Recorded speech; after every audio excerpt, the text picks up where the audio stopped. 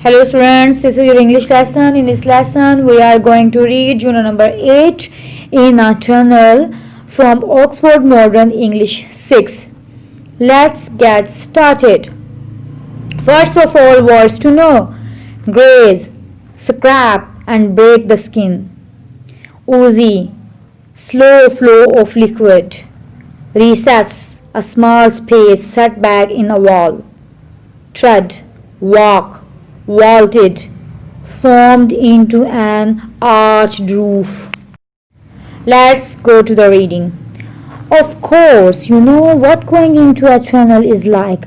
The engine gives a scream, and then suddenly the noise of the running, rattling train changes and grows different and much louder. Grown-up people pull up the windows and hold them by the strap. The railway carriage suddenly glows like night, with lamps. Of course, unless you are in a slow local train, in which case lamps are not always provided. Then by the darkness outside the carriage window is touched by a puff of cloudy whiteness.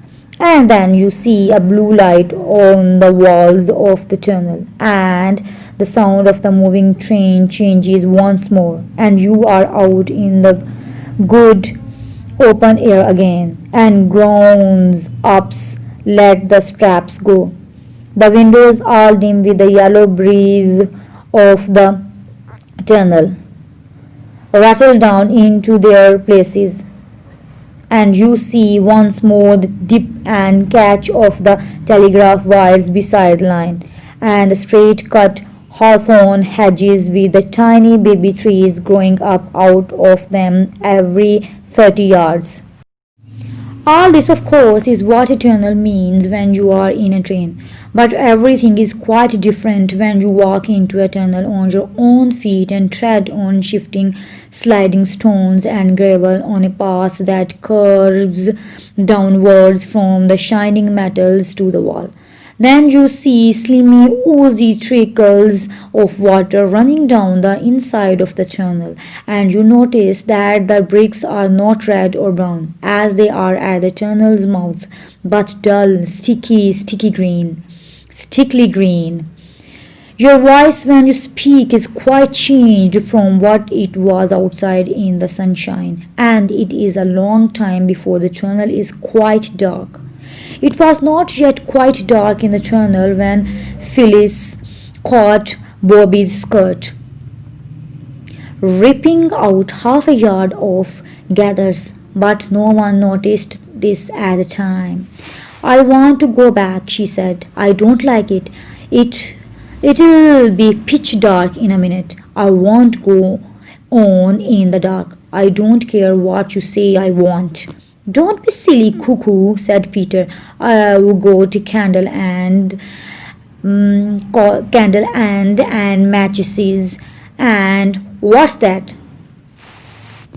That was a low, humming sound on the railway line, a trembling of the wires beside it, a buzzing, humming sound that grew louder and louder as they listened. It's a train, said Bobby. Which line? Let me go back, cried Phyllis, struggling to get away from the hand by which Bobby held her. Don't be a coward, said Bobby. It's quite safe. Stand back. Come on, shouted Peter, who was a few yards ahead. Quick, main hole. The roar of the advancing train was now louder than the noise you hear when your head is under water in the bath and both taps are running and you are kicking with your heels against the bath's tin sides. But Peter had shouted for all he was worth, and Bobby had heard him. She dragged Phyllis along to the manhole. Phyllis, of course, stumbled over the wires and grazed both her legs, but they dragged her in, and all three stood in the dark, damp arch recess while the train roared louder and louder. It seemed as if it would deafen them, and in the distance they could see its eyes of fire growing bigger and brighter every instant. It is a dragon. I always knew it was. It takes its own shape in here in the dark, shouted Phyllis. But nobody heard her. You see, the train was shouting too, and its voice was bigger than hers. And now, with a rush and a roar and a rattle and a long dazzling flash of lighted carriage windows, a smell of smoke and blast of hot air, the train hurtled by, changing and clanging and jangling and echoing in the vaulted roof of the tunnel. Phyllis and Bobby clung to each other. Even Peter caught hold of Bobby's arm in case she should be frightened, as he explained afterwards. And now, slowly and gradually, the tail lights grew smaller and smaller, and so did the noise, till with one last whiz the train got itself out of the tunnel, and silence settled again on its damp walls and dripping roof. Now come to the exercises. A. Comprehension. Answer the following questions. A. Why were the carriage windows pulled up when the train was going through a tunnel? Answer. The carriage windows were pulled up when the train was going through the tunnel to prevent the smoke from the engine coming into the carriage. B. What kinds of things do you see in a tunnel when you are on foot? Answer. When you are on foot in a tunnel, you can see water dripping down the walls. The bricks are a dull, sticky green. The light from outside shines in for quite a long way. See, how many children were there in the tunnel? Answer. There were 3 children in the tunnel. D. Which child was the most frightened? Answer. Phyllis was the most frightened. E. Peter asks the others, and what's that? What is the that he refers to? Answer.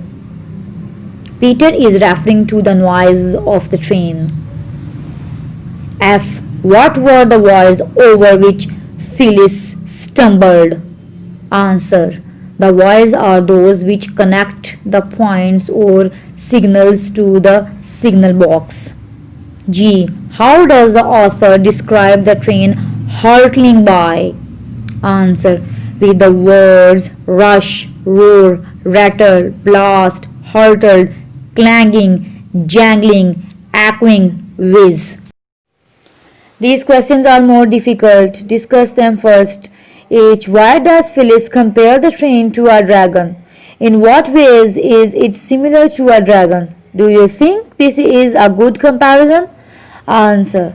Phyllis compares the train to a dragon because it roars and puffs out smoke and fire like a dragon.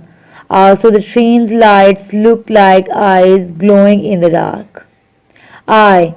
The train described here is steam train. These days, it is usual to find electric or diesel trains on railway lines.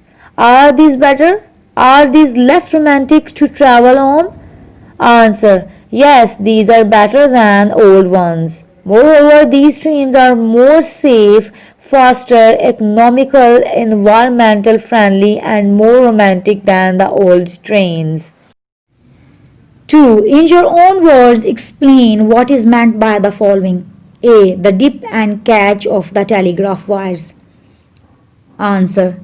The wire between 2 telegraph poles sags and then catches at the top of the pole. From a moving train, the wires seem to dip and rise.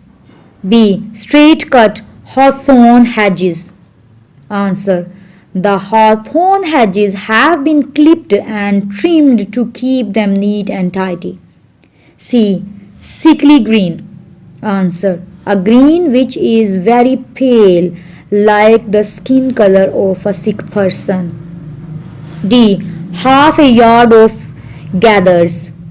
Answer.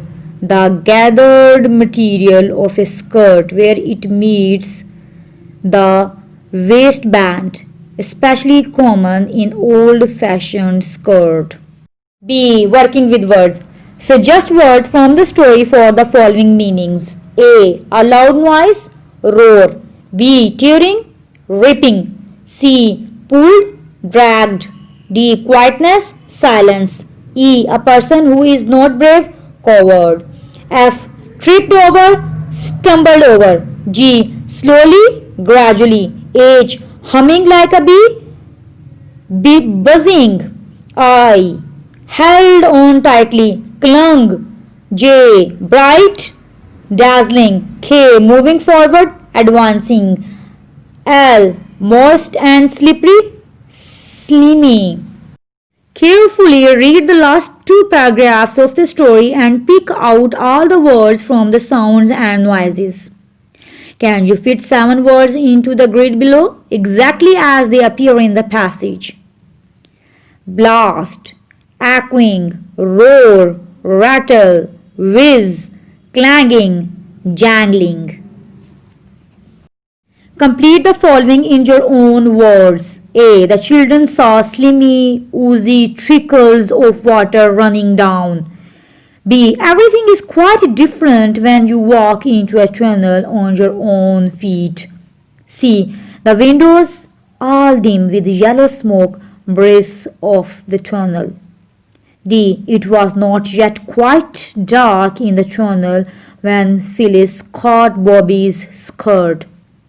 E. And now, with a rush and a roar and a rattle and a long dazzling flash of lighted carriage windows. With the help of your dictionary, find as many meanings as you can for each of the following words. Say whether they are nouns or verbs. Wing, a limb of a bird, noun. Supporting part of an aeroplane, noun. To wound someone slightly on the arm, verb. Addition to a building, noun. In football or hockey, a person who is to the side of the center, noun. 2 or more squadrons of aeroplanes, noun. Pilot's badge, noun. Sight, faculty of vision, noun. Being seen, noun. Space within which object or person can be seen, noun. Show, spectacle, noun. Take observation of something with an instrument, verb. Something worth seeing, noun. Pound, a measure of weight. 2.2 pounds equals 1 kg, noun. Enclosure for stray animals, noun. Crush as with a pistol, verb. Walk or run heavily, verb. Beat with fists, verb. Foot, and part of leg beginning at the ankle, noun. Step, pace, tread, noun. Infantry soldiers, noun. Lower end of bed, noun.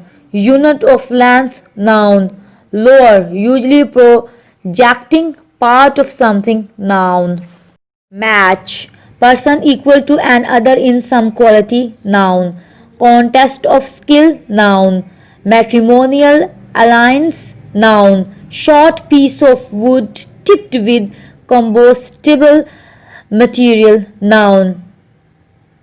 To pair one thing with its equal, verb. Race, to compete in speed with, verb. Group of persons or animals connected by a common descent, noun. Root of ginger, noun. Onward movement, especially water, noun. In your notebook, make tables for the verbs write, read and talk. Verb, past, present, future. Verb to write, simple, past, he wrote. Present, he writes. Future, he will write. Continuous, past, he was writing. Present, he is writing. Future, he will be writing. Perfect, he had written. Present, he has written. Future, he will have written. Verb to read.